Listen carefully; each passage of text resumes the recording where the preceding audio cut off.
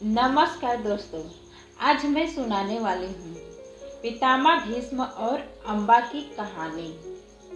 भीष्म पितामह इतने शक्तिशाली थे कि उन्हें हरा पाना नामुमकिन था और उनके होते हुए पांडवों की जीत भी नामुमकिन थी। लेकिन मृत्यु एक अटल सत्य है।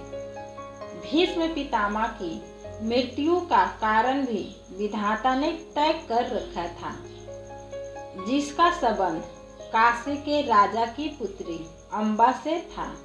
जाने विस्तार से। भीष्म ने अपनी माता सत्यवती को वचन दिया था कि वो कभी हस्तिनापुर के सिंहासन पर नहीं बैठेगा और आजीवन सिंहासन के प्रति वफादार रहेगा। सत्यवती ने यह वचन अपने पुत्र को राजगद्दी पर बैठाते हेतु लिया था। सत्यवती और शांतनु के दो पुत्र थे, चित्रगद और विचित्रवीर। पुत्रों के जन्म के कुछ समय बाद ही शांतनु का स्वर्गवास हो गया और सिंहासन रिक्त हो गया। दोनों राजकुमार छोटे थे, इसलिए भीष्म ने बिना राजा बने राज्य का कार्यभार संभाला। बाद में चित्रगद को हस्तिनापुर का राजा बना दिया गया, लेकिन उसे अन्य राजा चित्रगद ने मार दिया। विचित्रवीर्य में राजा बनने के कोई गुण न थे। वे सदैव मदिरा के नशे में रहते थे, लेकिन उनके अलावा कोई राजा नहीं बन सकता था, इसलिए उन्हें राजगद्दी पर बैठाया गया।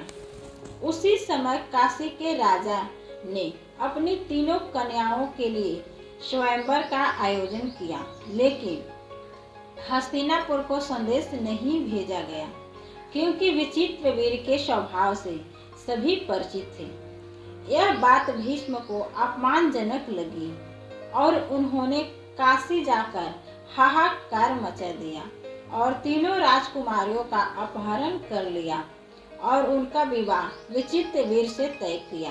राजकुमारी अम्बा ने इसका विरोध किया और कहा कि मैं महाराज साल्व को अपना जीवन साथी चुन चुकी थी, लेकिन आपने इस कृत्य ने मेरा अधिकार मुझसे छीना है, इसलिए मैं अब केवल आपसे ही विवाह करूंगी, क्योंकि आपने मेरा अपहरण किया था।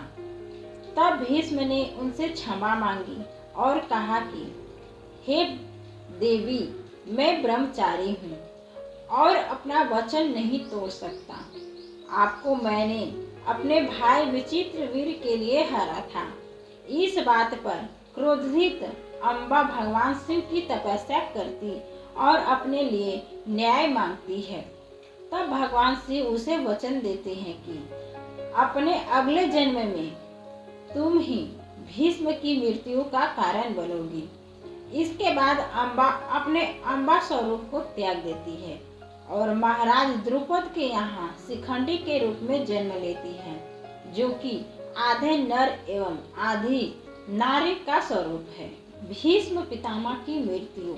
जब कालांतर पश्चात कौरवों एवं पांडवों के बीच युद्ध छिड़ जाता है, तब पितामह भीष्म के आगे पांडव सेना का टिक पाना बहुत मुश्किल था।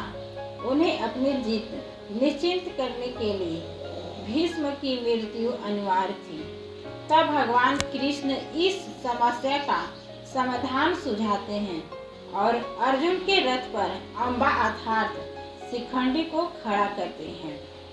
चूंकि शिखंडी आधा नर था, इसलिए युद्ध भूमि में आ सकता था और नारी भी था, इसलिए भीष्म ने यह कह दिया था कि वो किसी नारी पर प्रहार नहीं कर सकते।